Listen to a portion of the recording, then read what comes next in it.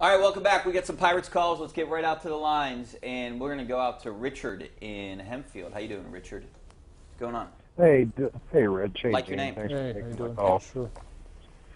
Hey, I had a question about the Pirates' rotation. And I know we just sent Glasnow back down to AAA, but Chad Cole is kind of reminding my family of Jeff Locke a couple of years ago. It's just every 5 days, it's 3 innings, 4 innings. You hope maybe you get 5 innings. And I don't know a whole lot about the Indianapolis rotation right now. Is there anybody down there that might be able to give them a boost over a guy that's 1-5 and not doing very well?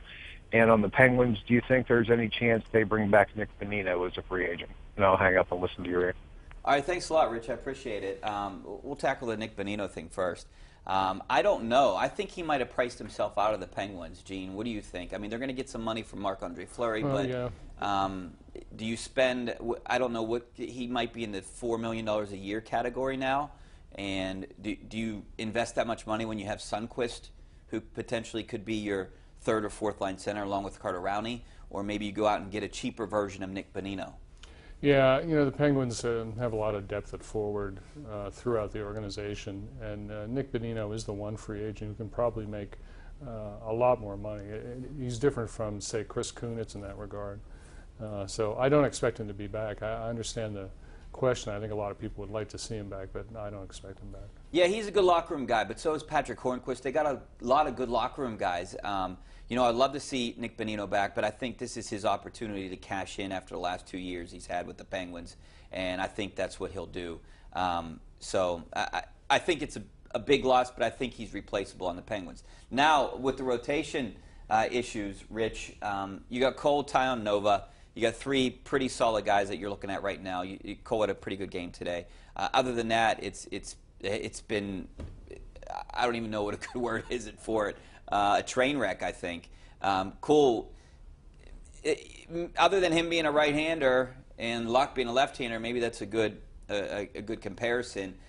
Steven Brault, he's a lefty, but I don't know if you have any starting pitcher. Glasnow was the guy.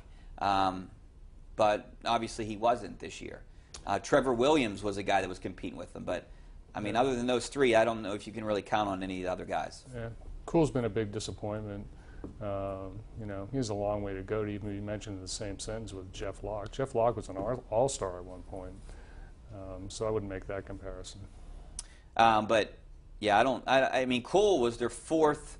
He was their 4th starter going into spring training. He was the guy that was ahead of Steven Brault, Trevor Williams, Glasnow, all those guys competing for that one spot. So, yeah, I don't know what happened, but we'll see. That the Pirates, they always seem to find starting pitching, but right now they can't find it. So, all right, let's go back out to the phone lines, and we got we'll go out to Jim in Cranberry. How you doing, Jim? Jim, you there? Hey, how you guys doing? Hey, what's up, buddy? Jim. Hey, quick comment here. You know, the Pirates, they're a 10-game under 500 team at best, I think, this year. But with McCutchen, I mean, he's batting 6th and he's playing so good. He's batting, close to 400. I mean, have you guys ever seen a player who bats 3rd and can't hit over 200 and bats 6th and bats almost 400? I mean, he needs to bat 3rd. I mean, I just don't understand what the big difference is here. Is it this much pressure on him that he can't, get it done batting 3rd? Because, I just don't get it. What do you guys think? Yeah, you know what? I think it's a pressure thing, Gene. I mean, you've been around. You've seen a lot of guys. It's happened to Pedro Alvarez a little bit, too. McCutchen's batting .375 during this month, but he wasn't even close to it before. But he was really good in the 3rd spot 2 years ago. Last year he had a bad year. This year he got off to a bad start. I thought they should have moved him down in the lineup last year. Maybe it is. Maybe it helps mentally when you drop down. Not as much pressure on you. Strictly a psychological thing, Rich. I mean, McCutchen was a good hitter his whole career, most of it as a 3rd hitter. Had a bad year last year, didn't get a good start this year, so they move him down. He's starting to hit. I would try and get him back there as fast as possible. I mean, Pirate number 3 hitters, I think, are hitting 195 combined. They got Gregory Polanco in there now. He's 16 RBIs. It's ridiculous. Yeah, and they don't pitch to, other than certain situations, they're not pitching to Andrew McCutchen any different than they would if he was batting first, second, third, or fourth. I mean, they got the book on him. They know what pitches to throw to him. You know, depending on what's happening on base, they're going to pitch him the same way whether he's batting third or sixth. So it's all mental with him right now, and I think it was. I mean, I think you heard him complain last year when he was moved from 3 to 2, and then he was upset when he was moved from center to left. So I think everything with these guys sometimes when you tweak things just a little bit mentally. Well, he mentioned that when he hits sixth, by the time his turn comes around, he's seen all the other pitchers' pitches. But I don't really think that holds up. I mean, you know, I think that's just an indication that he's conditioned himself to overthink these things.